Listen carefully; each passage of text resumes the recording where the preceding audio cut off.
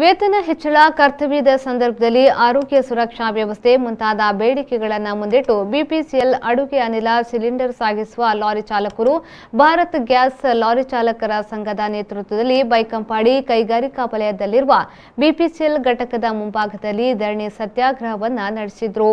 5 ವರ್ಷಗಳ ಹಿಂದೆ ನಿಗದಿಯಾಗಿರುವ ಚಾಲಕರ ವೇತನವು ಸತತ ಮನವಿಗಳ ಹೊರತಾಗಿಯೂ ಹೆಚ್ಚಳಗೊಂಡಿರಲಿಲ್ಲ. ಬಿಪಿಸಿಎಲ್ ಘಟಕದಲ್ಲಿ ಲೋಡಿಂಗ್ ಸಂದರ್ಭ ಹಾಗೂ ದೂರ ಪ್ರದೇಶಗಳ ಗ್ಯಾಸ್ ಏಜೆನ್ಸಿಗಳ ಗೋಡೌನ್ಗಳಲ್ಲಿ ಮೂಲಭೂತ ಸೌಲಭ್ಯಗಳು, ಆರೋಗ್ಯ ಸುರಕ್ಷಾ ಕ್ರಮಗಳಿಗಾಗಿ ಬೇಡಿಕೆ ಪಟ್ಟಿ ಸಲ್ಲಿಸಿದ್ರೂ ಯಾವುದೇ ಸಕಾರಾತ್ಮಕ ಕ್ರಮಗಳು ಜರುಗಿರಲಿಲ್ಲ.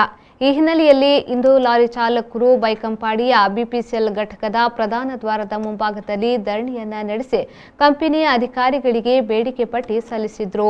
15 ದಿನಗಳಲ್ಲಿ ಮಾತುಕತೆ ನಡೆಯದಿದ್ದಲ್ಲಿ ಹೋರಾಟವನ್ನು ತೀವ್ರಗೊಳಿಸುವುದಾಗಿ ಎಚ್ಚರಿಸಿದ್ರು. ಸಿಐಟಿಯು ಜಿಲ್ಲಾ ಉಪಾಧ್ಯಕ್ಷ ವಸಂತಾಚಾರಿ, ಭಾರತ್ ಗ್ಯಾಸ್ ಲಾರಿ ಚಾಲಕರ ಸಂಘದ ಸಲಹೆಗಾರರಾದ ಮುನೀರ್ ಕಾಟಿಪಳ್ಳ, ಅಧ್ಯಕ್ಷರಾದ ದಯಾನಂದ್ ಸಾಲಿಯಾನ್ ಪಾಪೂರು, ಕಾರ್ಯದರ್ಶಿ ನಾಸೀರ್, ಮುಖಂಡರಾದ ಸುರೇಶ್, ರವಿ ಪೂಜಾರಿ, ಮೊಹಮ್ಮದ್ ನೆಲ್ಯಾಡಿ ಮೊದಲಾದವರು ಪಾಲ್ಗೊಂಡಿದ್ರು.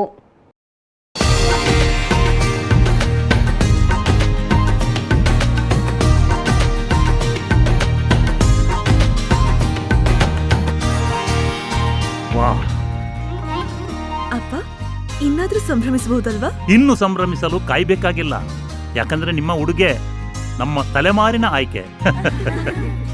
ನೂತನ್ ಕ್ಲೋತ್ ಸೆಂಟರ್ ಮಡಂತ್ಯಾರು, ಕುಟುಂಬಗಳ ತಲೆಮಾರಿನ ಆಯ್ಕೆ.